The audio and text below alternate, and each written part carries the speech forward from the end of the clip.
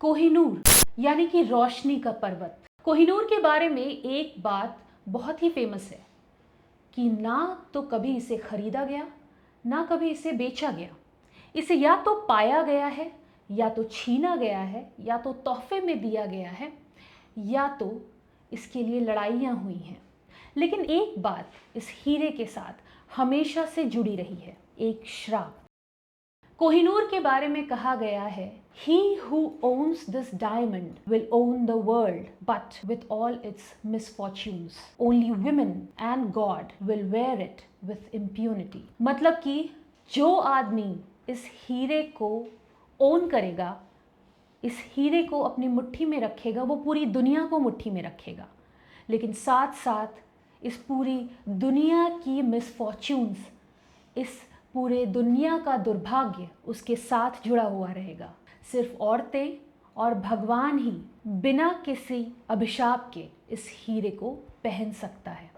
हाल ही में ब्रिटेन के राजा यानी कि किंग चार्ल्स III, जिनके परिवार के पास फिलहाल कोहिनूर हीरा है, उनको कैंसर डायग्नोज हुआ है और उनके कैंसर की डायग्नोसिस भी कोहिनूर के इसी श्राप के साथ जोड़कर देखा जा रहा है। तो नमस्कार, आज के एपिसोड में हम अनीशा सिंह आनंद लेकर आए हैं इतिहास कोहिनूर का और कोहिनूर के श्राप का। कहा जाता है कि कोहिनूर जब मिला था तब ये 793 कैरेट का बहुत ही बड़ा, खूबसूरत और चमकदार हीरा था। ये दुनिया का सबसे बड़ा हीरा था, लेकिन आज ये घटकर सिर्फ 105.6 कैरेट का रह गया है।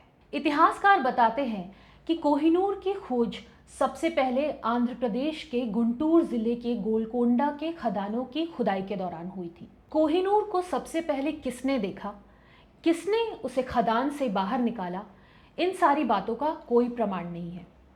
लेकिन जब से वो दुनिया की नज़रों में आया, तब से वो पूरी दुनिया का भ्रमण कर चुका है। कई लोगों को इसने लड़ाया है, कई लोगों की मौतें देखी है और कई साम्राज्य को ध्वस्त होते देखा है। जब ये हीरा गुंटूर के खदानों में पहली बार मिला, तब वो ककतिया राजवंश के अधीन था। फिर ये हीरा 1310 में अलाउद्दीन खिलजी को मिला, जब उसने वारंगल पर चढ़ाई की। अलाउद्दीन खिलजी का शासन तो ठीक ठाक चला, लेकिन उसके बाद उसका बेटा सिर्फ एक ही साल राज कर पाया और धीरे धीरे खिलजी डायनेस्टी का अंत हो गया।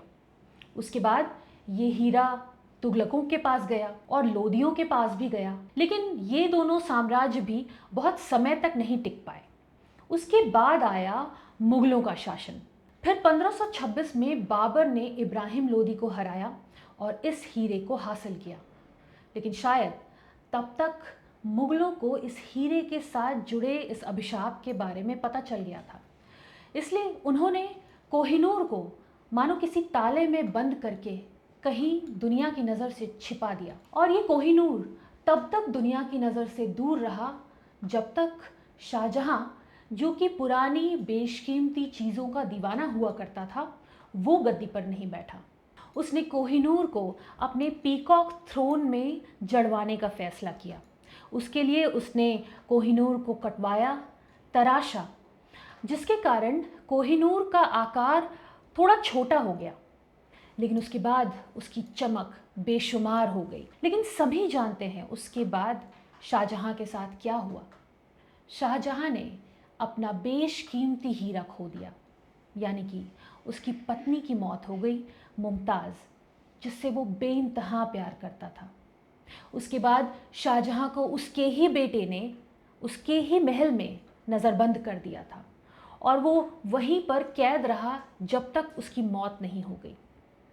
तो इस तरीके से शाहजहां भी कोहिनूर के श्राप से खुद को बचा नहीं पाया और फिर धीरे धीरे मुगलों का वर्चस्व भी ख़त्म होता चला गया। फिर 1739 में फारसी राजा नादिर शाह ने मुगलों के ऊपर आक्रमण किया और इस हीरे को प्राप्त किया। कहा जाता है कि नादिर शाह ने ही इस हीरे को कोहिनूर का नाम दिया, यानी कि रोशनी का पहाड़। उसके बाद 1747 में नादिर शाह की भी हत्या हो गई। शाह की हत्या के बाद कोहिनूर उन्हीं के सेनापति अहमद शाह दुर्रानी के पास चला गया और अहमद शाह दुर्रानी के ही एक सक्सेसर शाह शुजा दुर्रानी ने आगे चल के ये हीरा पंजाब के रंजीत सिंह को दे दिया और बदले में रंजीत सिंह ने शाह शुजा दुर्रानी को अफगानिस्तान की गद्दी हासिल करने में मदद की। फिर 1849 में अंग्रेज़ों ने पंजाब के ऊपर फतेह हासिल की और लाहौर संधि की घोषणा की, जिसके बाद रंजीत सिंह के उत्तराधिकारी दिलीप सिंह ने कोहिनूर को महारानी विक्टोरिया को गिफ्ट करने का सोचा। महारानी विक्टोरिया के पास कोहिनूर 1850-51 में गया और सभी जानते हैं कि इसके कुछ सालों बाद क्या हुआ। सन 1857 में ईस्ट इंडिया कंपनी को भारत की तरफ से एक जोरदार विद्रोह सहना पड़ा था और तब से लेकर अब तक कोहिनूर ब्रिटेन के पास ही है। कोहिनूर को और सुंदर और चमकदार और बेशकीमती दिखाने के लिए इसे कई बार काटा गया, तराशा गया। सन 1852 में विक्टोरिया के पति प्रिंस एल्बर्ट ने एक हीरे के कटर को बुलाया और उसे ये काम दिया गया कि इस हीरे को और तराशा जाए। इस हीरे के कटर ने 38 दिनों का समय लेकर बड़े ही करीने से इस हीरे को फिर से काटा और तराशा, जिसके बाद ये हीरा घटकर 105 कैरेट का हो गया। लेकिन एल्बर्ट अब भी संतुष्ट नहीं था, क्योंकि अब इस हीरे की चमक वैसी नहीं थी। होती भी कैसे, क्योंकि अब तक 42% भार इस हीरे का कम हो चुका था। फाइनली हार मानकर एल्बर्ट ने 2000 और हीरों के साथ इसे महारानी के मुकुट का मुख्य हीरा बना दिया। महारानी अलेक्जेंड्रिया इसे पहनने वाली पहली महिला बनी और उसके बाद महारानी मरी के मुकुट की शोभा बनाई कोहिनूर, और उसके बाद एलिजाबेथ ने कोहिनूर का ये ताज पहना। लेकिन शायद ब्रिटिश भी कोहिनूर के साथ जुड़े इस अभिशाप को समझ गए थे और यकीन भी करने लगे थे, क्योंकि तब से अब तक ब्रिटिश सिंहासन की सिर्फ महिला उत्तराधिकारियों ने ही इस ताज को पहना है, या फिर मेल एयर्स की पत्नियों ने। कोहिनूर के ऊपर अब तक बहुत सारे देशों ने दावा किया है। सन 1976 में पाकिस्तान के तब के प्राइम मिनिस्टर जुल्फ़िकार अली भुट्टो ने तब के ब्रिटिश प्राइम मिनिस्टर जिम कैलिगन से रिक्वेस्ट किया था कि कोहिनूर उन्हें दे दिया जाए, जिसके बदले में बहुत ही पोलाइटली उन्होंने मना कर दिया। उसके बाद अफ़गानिस्तान और ईरान ने भी कोहिनूर के ऊपर दावा किया है। 1947 के बाद भारत ने भी कोहिनूर के ऊपर मालिकाना हक जताया है। 1942 में महाराजा दिलीप सिंह की बेटी कैथरीन हिल्डा दिलीप सिंह की मौत हो गई, जो कि शायद इस हीरे के मालिकाना हक के ऊपर सॉलिड दलीलें दे सकती थी। तब से लेकर अब तक कई कोशिशें जारी है कि कोहिनूर को वापस भारत लाया जा सके। कोहिनूर की हिस्ट्री और इसके श्राप की कहानी के बारे में आप क्या सोचते हैं, हमें कमेंट बॉक्स में ज़रूर लिखिए।